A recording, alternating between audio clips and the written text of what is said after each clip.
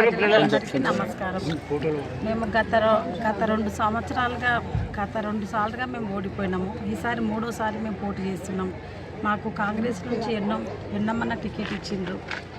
ఎదుర ప్రజలందరూ కలిసి మాకు ఓటేసి గెలిపించి మాకు 3వసారి విజయాన్ని ఇస్తారని అందరికీ పాదాలకు నమస్కారం చేస్తున్నాను. మేము ఎదురులో ఎట్లాంటి సమస్యలున్నా మేము ప్రతి ఒక్కరికి మేము సాయం చేసి మళ్ళీ మాకు గెలిపిస్తారని మేము ఆశతోటి కోరుకుంటున్నాం. ముఖ్యంగా మహిళలకు మీరు ఏం చేయాలనుకుంటున్నారు? మహిళలకి వాళ్ళకు పెన్షన్లు రాలేదన్న, పెన్షన్లు రాలేదు, డబుల్ బెడ్రూమ్స్ కూడా లేవు.